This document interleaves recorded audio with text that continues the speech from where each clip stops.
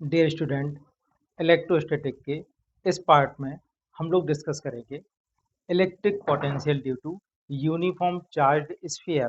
ठीक है।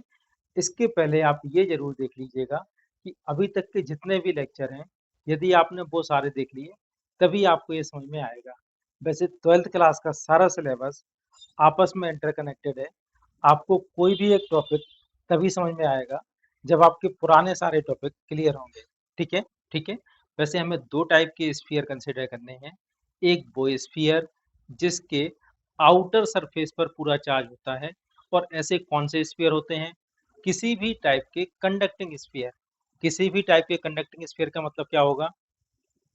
Conducting sphere solid हो या हॉलो हो, क्योंकि हमें ये मालूम है कंडक्टर के हमेशा आउटर सरफेस पर ही पूरा का पूरा चार्ज होता है, कंडक्टर के अंदर चार्ज नहीं जाता। तो कई बार ये क्वेश्चन भी आता है कि आपके पास एक सॉलिड स्फीयर है और एक हॉलो स्फीयर है, दोनों कंडक्टिंग स्फीयर हैं, तो दोनों में से कौन से स्फीयर को आप ज्यादा चार्ज दे पाएंगे? ठीक है। तो आप दोनों को बराबर चार्ज दे पाएंगे, क्योंकि चार्ज हमेशा आउटर सरफेस पर ही रहेगा। क्लियर है इतना? यूनिफॉर्म चार्ज स्फीयर हमें पढ़ने हैं दो टाइप के। एक वो स्फीयर जिसमें चार्ज केवल आउटर सरफेस पर होगा। ठीक है। जिसमें चार्ज केवल आउटर सरफेस पर होगा। और इस तरह के स्फीयर होते हैं किसी भी टाइप के कंडक्टिंग स्फीयर। किसी भी टाइप का मतलब होता है सॉलिड या हॉलो। ठीक है। क्योंकि हमें मालूम है किसी भी कंडक्टिंग के सरफेस पर ही हमेशा चार्ज होता है, कंडक्टर के अंदर चार्ज एंटर नहीं करता। ठीक है ना? तो किसी भी टाइप का कंडक्टिंग स्फीयर हो, ठीक है, सॉलिड भी हो सकता है और होलो भी हो सकता है। ठीक है। या अगर नॉन कंडक्टिंग स्फीयर है तो कैसा होना चाहिए? ओनली होलो। ठीक है ना? सॉलिड होगा तो उसके अंदर चार्ज चला जाएगा। ठीक है। तो अगर नॉन कंडक्टिंग मतलब लकड़ी का बना है, प्लास्टिक का बना है, तो चार्ज कहाँ पर हो? ओनली उसकी सरफेस पर। ठीक है ना? और ऐसा कब पॉसिबल है? जब होलो स्फीयर हो। ठीक है ना? तो हमें कौन से दो स्फीयर कंसीडर करने हैं? एक वो स्फीयर जिसमें चार्ज केवल आउटर सरफेस पर होता है, दूसरे वो स्फीयर जिसमें चार्ज आउटर सरफेस पर भी होगा और इनसाइड भी होगा। ऐसे कौन से स्फीयर होते हैं? ये होते हैं सॉलिड नॉन कंडक्टिंग स्फीयर। ठीक है ना? इसमें चार्ज अंदर भी जाएगा। क्लास 12 के हिसाब से मेनली आपको कंडक्टिंग स्फीयर के बारे में ही पूछेंगे, या फिर उस टाइप का स्फीयर जिसमें चार्ज केवल आउटर सरफेस पर होता है। लेकिन कंपटीशन में दोनों इंपॉर्टेंट है, तो हमें दोनों के बारे में देखना होगा। ठीक है ना? तो आइए देखते हैं electric potential due to uniform charged sphere. ठीक है। Electric potential due to uniform charged sphere. कौन सा स्फीयर? कंडक्टिंग स्फीयर या हॉलो स्फीयर हो तो नॉन कंडक्टिंग। ठीक है ना? कंडक्टिंग स्फीयर कैसा भी चलेगा, सॉलिड या हॉलो। ठीक है। तो आपने यदि कंडक्टिंग स्फीयर को चार्ज दिया तो ये चार्ज पूरे स्फीयर में यूनिफॉर्मली डिस्ट्रीब्यूटेड हो जाएगा। ओ इसका सेंटर है, आर इसकी रेडियस है। ठीक है ना? इस सेंटर से स्मॉल आर डिस्टेंस पर कोई पॉइंट एम है, इस पॉइंट पर हमें फाइंड करना है इलेक्ट्रिक पोटेंशियल। ठीक है। डेफिनेशन क्या होती है? Work done to move unit positive charge from infinity to that point. ठीक है ना? तो आपको क्या करना पड़ेगा? यूनिट पॉजिटिव चार्ज को इन्फिनिटी से पॉइंट एम तक लाना है। यहाँ से यहाँ तक लाने में जो भी वर्क करना होगा वो वर्क कहलाएगा इस पॉइंट का इलेक्ट्रिक पोटेंशियल। तो इसके लिए हम क्या करते हैं? यहाँ पर एक छोटा सा पॉइंट लेते हैं, एक और पॉइंट लेते हैं ए। ठीक है। और पॉइंट ए की पॉइंट ओ से डिस्टेंस कितनी है? एक्स। ठीक है ना? यहाँ से यहाँ तक की डिस्टेंस कितनी है? एक्स।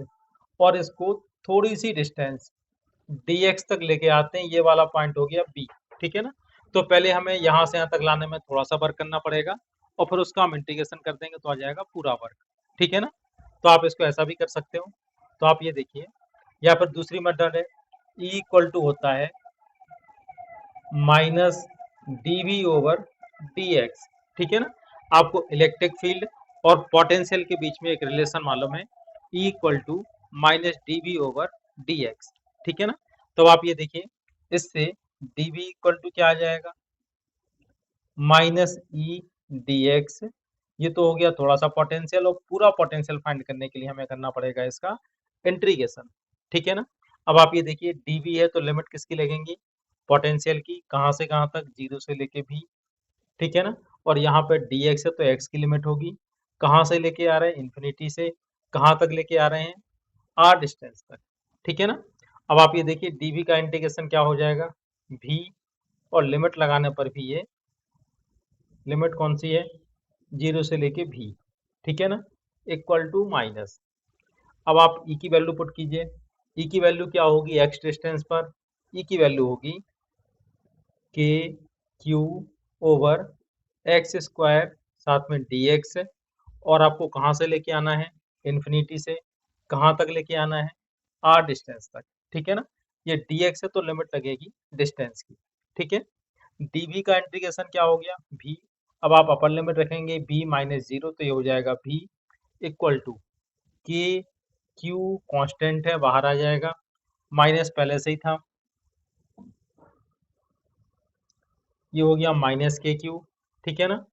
अब आप क्या करेंगे, इंटीग्रेशन में क्या होगा, वन ओवर एक्स स्क्वायर है, ऊपर जाके हो जाएगा x to the power minus two d x, ठीक है ना। लिमिट कहाँ से कहाँ तक लगेगी, इन्फिनिटी से लेके आर तक। इससे भी इक्वल टू क्या आएगा, माइनस के क्यू, ठीक है ना। एक्स की पावर माइनस टू का इंटीग्रेशन क्या होगा, एक्स की power minus two plus one over minus two plus one, यानी x to the power minus one over minus one, infinity से लेके आर, ठीक है ना। अब आप यहाँ पे देखिए, v equal to minus k Q, ठीक है। ये वाला माइनस बाहर आएगा तो माइनस माइनस हो जाएगा plus, x to the power minus one को आप लिख सकते हो वन ओवर एक्स, इन्फिनिटी से लेके आर। v इक्वल टू क्या आएगा, k q upper limit one over r minus lower limit one over infinity, solve करने पर भी इक्वल टू आ जाएगा के क्यू ओवर आर, ठीक है ना। और ये वही फार्मूला है जो हमने पॉइंट चार्ज के कारण पोटेंशियल के लिए फाइंड किया था, ठीक है ना। तो आप इसको ऐसा भी मान सकते हो कि ये पूरा का पूरा चार्ज इसके सेंटर पर रखा हुआ है, इसके कारण जो फार्मूला आया था वही फार्मूला यहाँ पर भी अप्लाई होगा, ठीक है ना। Potential at surface of sphere, ठीक है ना। सरफेस में क्या डिफरेंस आएगा, सरफेस में सिर्फ और सिर्फ ये डिफरेंस आएगा कि यहाँ जो हम स्मॉल आर ले रहे थे, यहाँ पर अब आप यूनिट पॉजिटिव चार्ज को इसके सरफेस तक ले आए, तो स्मॉल आर की जगह क्या हो जाएगा, कैपिटल आर, भी equal to k q over are, ठीक है ना। भी equal to k q over capital are, ठीक है। अब ग्राफ कैसा होगा, ठीक है ना। तो हमें ये मालूम है कि ये चार्ज स्फीयर है, चार्ज पूरे इसके सरफेस पर है, और सेंटर से लेके सरफेस तक का पोटेंशियल इक्वल होगा, वैल्यू क्या होगी, के क्यू ओवर कैपिटल आर, ठीक है ना। इसके बाद जैसे हम बाहर जाएंगे तो फार्मूला क्या होता है, k q over small r, r की डिस्टेंस इंक्रीज होती जाएगी, पोटेंशियल की वैल्यू कम होती जाएगी, ठीक है ना। तो जैसे जैसे आर की वैल्यू बढ़ती जाएगी, बी की वैल्यू कम होती आएगी, तो ये ग्राफ कुछ इस तरह का आएगा। ये बहुत ही इंपॉर्टेंट ग्राफ है, ये आईआईटी जेई और नीट 12 तीनों एग्जाम में लगातार आता रहता है। बहुत ही इंपॉर्टेंट के फिजिक्स आपको समझ में कभी नहीं आएगी। फिजिक्स को समझने का सबसे आसान तरीका है, पहले जो भी आप थ्योरी पढ़ें तुरंत बाद कुछ ना कुछ उसके क्वेश्चन जरूर लगा लें, ठीक है। तो आप ये देखिए, एक स्फीयर है, इसको आपने 100 कूलम चार्ज दिया, इसकी रेडियस है 10 मीटर, ठीक है ना। Find work done to move, find work done to move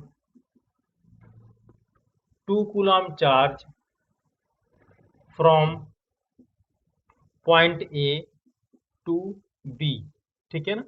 ये हो गया पॉइंट ए और ये वाला हो गया पॉइंट बी, ठीक है ना। यहाँ आपको गिवन है O A equal to 5 metre, ठीक है, और O B equal to 20 metre, ठीक है। तो अब आपको 2 कूलाम के चार्ज को ए पॉइंट से बी पॉइंट तक मूव करवाना है। तो आपको फार्मूला मालूम है, डब्ल्यू इक्वल टू क्यू भी फाइनल माइनस भी इनिशियल। यहाँ पर क्यू कौन सा चार्ज होता है, जिस चार्ज को हम मूव करवाते हैं, ठीक है ना। तो स्मॉल क्यू की जगह आप क्या रखेंगे, 2 कूलाम चार्ज, ठीक है ना। फाइनल पोटेंशियल कौन सा होगा, from A to B, point A से पॉइंट बी तक लेके जाना है। तो फाइनल पोटेंशियल होगा बी पॉइंट का पोटेंशियल, और इनिशियल पोटेंशियल कौन सा होगा, पॉइंट ए का पोटेंशियल, ठीक है। तो W equal to 2 VB minus V A,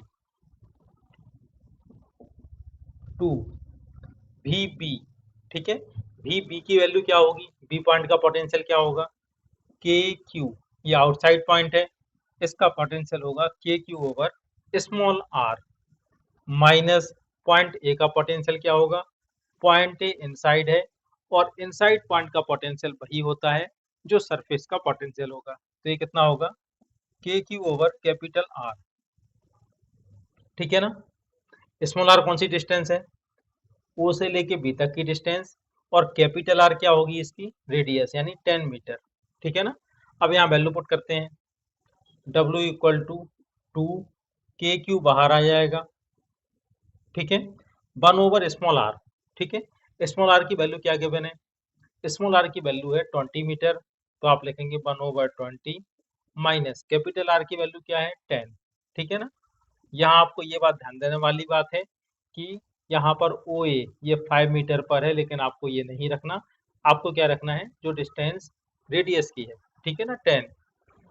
W equal to 2 K, Q की वैल्यू गिवन है आपको 100 कूलाम, ठीक है। एलसीएम क्या आ जाएगी, 20, ये आएगा 1 - 2, ये आएगा -1। W इक्वल टू कितना आएगा, माइनस 200K ओवर 20, ठीक है, ये आ जाएगा -10K, की वैल्यू आपको मालूम है 9 इंटू 10⁻9, तो W इक्वल टू आ जाएगा -9 इंटू 10⁻, ये हो जाएगा 10, ठीक है ना, जूल। इतना वर्क आपको करना पड़ेगा इस चार्ज पार्टिकल को यहाँ से 50 कूलाम, ठीक है। और आपको फाइंड करना है potential at point A, B and C, ठीक है, where O C equal to 5 metre, ठीक है। तो आपको इनर सरफेस, इनर स्फीयर की सरफेस पर पोटेंशियल फाइंड करना है, आउटर स्फीयर की सरफेस पर पोटेंशियल फाइंड करना है, उनके बीच में कोई सी एक पॉइंट सी पर पोटेंशियल फाइंड करना है। तो सबसे पहले देखते हैं पोटेंशियल एट पॉइंट ए, ठीक है, भी ए पॉइंट का आपको पोटेंशियल फाइंड करना है। तो आप यहाँ पे देखिए, सबसे पहले आपको निकालना है सेल्फ पोटेंशियल प्लस ए का खुद का पोटेंशियल V1 प्लस बी के कारण ए का पोटेंशियल, ठीक है ना। इसको नाम दे देते हैं V2, ये क्लियर है, ठीक है ना। जैसे कोई आपसे पूछे कि आपकी सैलरी क्या है, आपको कितना पैसा मिलता है, ठीक है ना। तो आप लोग तो अभी स्टूडेंट है, आपको तो पैसा मिलता नहीं होगा, ठीक है ना। तो जो आपके पापा जी की सैलरी है वो आपकी सैलरी है, ठीक है ना। ये बात आपको समझ में आ रही कि नहीं आ रही। और अगर आपके दादाजी भी जॉब में हैं, तो जो दादाजी की सैलरी है, जो दादाजी का पैसा है, वो आपके पापा जी का पैसा, और पापा जी का पैसा आपका पैसा, ठीक है ना। ये बात समझ में आ रही कि नहीं आ रही। तो आप यहाँ पे समझ सकते हो, ये बेटे हैं और ये उनके पापा जी हैं, ठीक है ना। तो इनका खुद का पोटेंशियल क्या होगा, एक तो जो इसका खुद का है वो रहेगा, प्लस दूसरे का जो है या इनके पापा का जो है वो भी सारा इनका रहेगा, ठीक है ना। तो बी ए कैसे फाइंड करेंगे, V1 प्लस V2, ठीक है ना। V1 की वैल्यू क्या होगी, V1 की वैल्यू देखिए, V1 ये इसका सेल्फ पोटेंशियल क्या होगा, KQ ओवर R, ठीक है ना। R की वैल्यू यहाँ पे हम क्या लेंगे 4, प्लस दूसरे वाले के कारण क्या होगा, ये B के अंदर है, तो B की सरफेस का जो पोटेंशियल होगा वही पोटेंशियल किसका होगा, इसके हर एक पॉइंट का पोटेंशियल, ठीक है ना। तो यहाँ से क्या आ जाएगा, KQ ओवर 10, यहाँ पर हम ले सकते हैं Q1, यहाँ पर ले सकते हैं Q2, ठीक है ना। तो आप ये देखिए KQ/4, ठीक है, K की वैल्यू K रहने दें, Q1 क्या हो जाएगा 100/4 प्लस K, Q2 कौन सा चार्ज है 50/10, ठीक है ना। इससे क्या आ जाएगा K, और ये हो जाएगा 25 प्लस 5K, तो ये कितना आ जाएगा 30K, ठीक है ना। एक बार फिर से समझ लें, देखिए ये एक आदमी है और ये इसके पापा जी हैं, ठीक है ना। ए बेटा हो गया और बी इनके पापा हो गए। तो आप ये बताइए ए की टोटल संपत्ति क्या होगी। जो इनकी खुद की संपत्ति है वो V1, और बी की जो संपत्ति है वो भी पूरी ए की होगी, ठीक है ना। ऐसे समझ सकते हैं ना। तो ये क्या आ जाएगा VA=V1 प्लस V2, ठीक है ना। तो इसका खुद का पोटेंशियल और बी के ये अंदर है, तो बी का जो पोटेंशियल होगा वो भी ए का पोटेंशियल होगा, ठीक है ना। इस तरह से हम फाइंड कर सकते हैं पोटेंशियल एट पॉइंट ए, ठीक है। अब आप देखिए VB, पॉइंट बी का पोटेंशियल क्या होगा, बी का खुद का पोटेंशियल और ए के आउटसाइड है उसके कारण पोटेंशियल। तो आप ये देखिए VB कैसे फाइंड करेंगे, VB, ठीक है, V1 यानी इसका खुद का सेल्फ पोटेंशियल कितना होगा कि Q की वैल्यू कितना है 50/R, R कितना होगा 10, प्लस V2 क्या है potential at point B due to sphere A. तो आप ऐसा देखिए, आप ये मान लीजिएगा कि ये हो गया स्फीयर ए, ठीक है ना, और इसके कारण हमें किसी पॉइंट बी का पोटेंशियल फाइंड करना है जो इसके आउटसाइड पर है, ठीक है ना। तो फार्मूला क्या आता है KQ/r, यहाँ पर K की वैल्यू K रहने दें, Q की वैल्यू कितनी है 100, और स्मॉल r क्या होता है, स्मॉल r होगा 10, ठीक है ना। तो ये कितना हो गया 5K और यहाँ से 10K, VB= हो जाएगा 15K, ठीक है ना। तो ये पॉइंट ए का पोटेंशियल आ गया, ये पॉइंट बी का पोटेंशियल आ गया, ठीक है। अब आप इसको इस तरह से एग्जाम्पल से समझ सकते हो कि बी की कितनी संपत्ति होगी, ठीक है ना। ए के जो फादर है इनकी संपत्ति क्या होगी, तो इनका जो खुद का पैसा है वो तो इनका रहेगा, लेकिन कोई भी बेटा कितना भी अच्छा हो अपने पेरेंट्स को पूरा पूरा पैसा कभी नहीं देता, कुछ पैसा अपने ऊपर खर्च करेगा, लेकिन पेरेंट्स पूरा पैसा अपने बच्चों के ऊपर खर्च करते हैं, ठीक है ना। तो आप ये देखिए VB=15K, इसका क्या मतलब हुआ, अंदर वाले स्फीयर का पोटेंशियल हमेशा बाहर वाले से जाना होगा, ठीक है ना। अब हम फाइंड करते हैं VC, ठीक है, C पॉइंट ए के तो बाहर है, तो फार्मूला क्या होगा KQ/डिस्टेंस, कितनी डिस्टेंस होगी 5, ठीक है, और Q की वैल्यू क्या होगी इसके लिए 100, प्लस C पॉइंट बी के अंदर है, तो पोटेंशियल क्या होगा जो इसकी सरफेस पर है कि Q की वैल्यू क्या होगी 50, ठीक है, इसमें आपको कौन सी डिस्टेंस लेनी पड़ेगी 10, ठीक है। तो ये कितना आ जाएगा BC= ये होगा 20K प्लस 5K = 25K, ठीक है ना।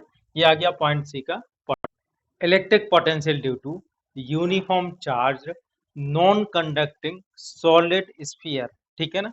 इसकी प्रॉपर्टी क्या होगी, चार्ज इसके अंदर भी चला जाएगा, ठीक है ना। तो इसके कारण आउटसाइड पॉइंट का पोटेंशियल क्या होगा, आउटसाइड पॉइंट का पोटेंशियल वही होगा जो हम फाइंड कर चुके हैं KQ/r, r कौन सी डिस्टेंस है यहाँ से यहाँ तक, सरफेस का क्या होगा जो हमने पहले फाइंड किया था कंडक्टिंग स्फीयर के कारण इन दोनों फार्मूलों में कोई भी चेंज नहीं आएगा। अब हम फाइंड करते हैं एट एनी इनसाइड पॉइंट, ठीक है ना। इनसाइड पॉइंट की डिस्टेंस सेंटर से कितना है स्मॉल r, तो हमें मालूम है E= होता है -dB/dr, इससे dV= आ जाएगा -E/dr। अब हमें करना है इसका इंटीग्रेशन, तो आप dV कैसे फाइंड करेंगे, यूनिट पॉजिटिव चार्ज को सरफेस से इस पॉइंट तक लाने में किया गया वर्क, ठीक है ना। तो लिमिट कौन सी लगेगी, v एट सरफेस यानी v at r, capital R, और कहाँ तक लेके आना है, v एट स्मॉल r तक, ठीक है ना। अब आप ये देखिए माइनस ई डी आर, ठीक है ना। अब ई की वैल्यू क्या होती है, ई की वैल्यू हमें मालूम है, अगर कोई भी